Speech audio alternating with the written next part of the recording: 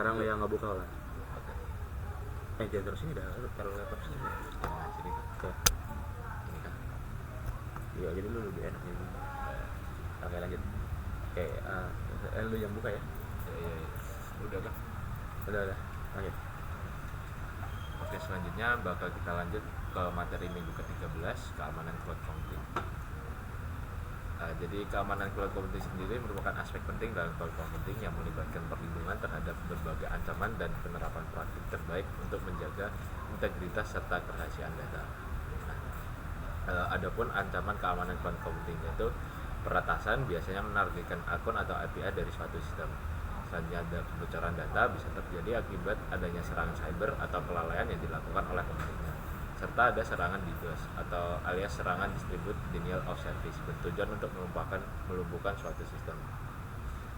Selanjutnya ada enkripsi dalam keamanan cloud computing. Jadi dengan menerapkan enkripsi ini saat transit dapat melindungi data selama komunikasi antar layanan atau antar pengguna dan layanan. Jadi enkripsi data saat tersimpan umumnya AES 256 melindungi data yang disimpan di server atau media penyimpanan. Ada juga berbagai cara untuk meningkatkan keamanan cloud selain enkripsi data, yaitu menggunakan autentikasi atau otorisasi, yaitu MFA multi-factor authentication, yaitu sebagai sarana untuk memverifikasi identitas pengguna. Yang kedua adalah meningkatkan keamanan jaringan dan firewall. Keamanan jaringan cloud dapat melindungi jaringan dari akses yang tidak sah. Selanjutnya yaitu patuh terhadap standar keamanan yang umum digunakan seperti ISO 27001, GPDR dan lain-lain. Selanjutnya ada ini ya beberapa layanan database cloud, yaitu ada Amazon RDS, yaitu layanan database yang mendukung berbagai macam jenis database seperti MySQL, PostgreSQL, Oracle dan SQL Server. Selanjutnya ada Google Cloud Firestore, layanan database NoSQL yang fleksibel dan scalable untuk pengembangan aplikasi seluler web dan server. Selanjutnya ada MongoDB, layanan database dokumen yang dikelola penuh dan mendukung penyebaran multi cloud dan fitur AI ready. Lanjut ya. Siapa? Jadi di sini selanjutnya ada skema pengembangan database cloud, terbagi menjadi dua jenis, yaitu relasional, biasa disebut dengan SQL, dan non relasional atau non SQL. Jadi dengan relasional ini pengembangan dapat mengatur data dalam tabel terstruktur dengan skema ketat, menjamin konsentrasi ACID ideal untuk data transaksional. Selanjutnya yaitu non relasional atau non SQL, menawarkan model data fleksibel, multi value dan lain-lain dengan skema dinamis. Jadi non relasional ini cocok untuk data yang tidak terstruktur dan data dengan volume yang besar. Nah, kelebihan dari database cloud ini apa sih? Satu, itu ada skalabilitas dan replikasi otomatis.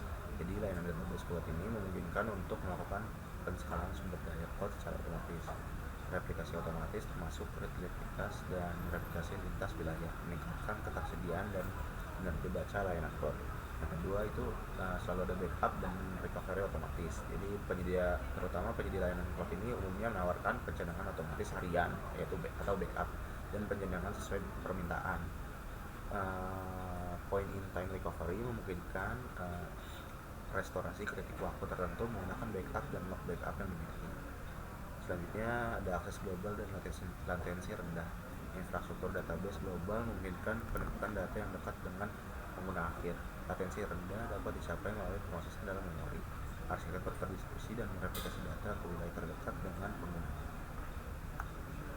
Selanjutnya ada komputasi serverless. Pada dasarnya komputasi serverless berarti menjalankan fungsi komputasi tanpa perlunya mengelola server. Jadi penyedia layanan cloud ini secara akan mengalokasikan sumber daya berdasarkan penggunaan yang dilakukan pengembangan tanpa campur tangan pengembang untuk mengelola server secara langsung. Dengan demikian si developer ini dapat berkonsentrasi pada pengembangan sistem karena penyedia cloud menangani penyediaan, pemeliharaan, dan penskalaan infrastruktur. Jadi platform serverless ini secara otomatis akan menskalakan sumber daya naik atau turun berdasarkan permintaan, dan biaya dihitung berdasarkan jumlah eksekusi fungsi dan durasi komputasi. Jadi di sini ada beberapa layanan komputasi serverless, yaitu ada AWS Lambda, layanan komputasi event driven dengan model pay as you go. Selanjutnya ada GCF atau Google Cloud Function, layanan komputasi yang menjalankan cuplikan kode sebagai respon terhadap peristiwa dengan metode pembayaran berdasarkan waktu eksekusi. Oke, selanjutnya ini kita akan membahas tentang big data dan analitik dalam cloud computing. Ini dapat memfasilitasi penanganan volume data besar dan beragam dengan karakteristik 3V, yaitu volume, variety, dan velocity. Layanan cloud yang dapat mengolah big data dan analitik dalam cloud adalah yang pertama itu ada AWS-EMR, Google BigQuery, dan Azure Synapse Analytics. Jadi big data dan analitik dalam cloud ini memiliki dua metode untuk memproses datanya gitu. Di antaranya ada analytic batch, dia memproses data dalam kelompok besar pada interval yang terjadwal, cocok untuk analisis historis dan volume besar. Selanjutnya ada analytic real time, memproses data segera setelah tiba. Jadi penting untuk meresponskan instan seperti deteksi penipuan, personalisasi, pendekatan hybrid sering digunakan. Selanjutnya untuk apa? Untuk selanjutnya kita akan membahas soal big data dan analytic dalam cloud. Layanan analytic cloud umumnya terintegrasi dengan alat B seperti Looker Studio untuk BigQuery, Power BI untuk Azure Synapse, dan juga Tableau untuk AWS-EMR, memungkinkan untuk melakukan visualisasi dari data yang tersedia. Dan Analytic Cloud ini juga menawarkan stabilitas elastis untuk sumber daya komputasi dan penyimpanannya, serta efisiensi biaya melalui model OPEX dan Pay as you go, mengurangi kebutuhan untuk investasi CapEx yang besar. Selanjutnya, integrasi dan interoperabilitas cloud. Layanan cloud juga memiliki tantangan untuk mengintegrasikan suatu platform dengan platform lainnya, hal yang meliputi keamanan data, privasi, kompleksitas, dan kompatibilitas, terutama dengan sistem yang sudah lama. Interoperabilitas ini dan risiko vendor lock-in, manajemen dan kualitas serta kinerja dan latensi. Selanjutnya, bagaimana cara untuk mengintegrasikan dan menghindari interoperabilitas dari cloud? Kita bisa menggunakan API dan juga middleware sebagai jembatan antar sistem dan memfasilitasi komunikasi antar cloud, dan juga bisa menggunakan standar terbuka dan protokol umum seperti REST, JSON, dan juga XML. Bisa juga mengintegrasikan sistem lama atau legacy ke cloud dan juga menggunakan hybrid dan multi cloud compatibility. Selanjutnya ada juga kita akan membahas soal DevOps dan juga CI/CD. DevOps dan CI/CD merupakan sebuah praktik untuk mempercepat dan meningkatkan kualitas rilis sebuah software atau perangkat lunak. DevOps sendiri merupakan metodologi untuk mengintegrasikan tim pengembangan atau developer dan juga operasi atau ops, di mana melalui kolaborasi dan tanggung jawab bersama bertujuan untuk memperpendek siklus pengembangan software. Selanjutnya ada CI/CD atau Continuous Integration, melibatkan penggabungan kode yang sering ke repository pusat dengan build dan tes otomatis. Selanjutnya ada Continuous Delivery atau Development, mengotomatiskan rilis kode yang telah diuji ke lingkungan staging atau produksi. DevOps atau CI/CD ini memiliki berbagai macam tools yang biasa digunakan seperti misal Jenkins, GitHub Actions, GitLab CI/CD, dan juga Azure DevOps.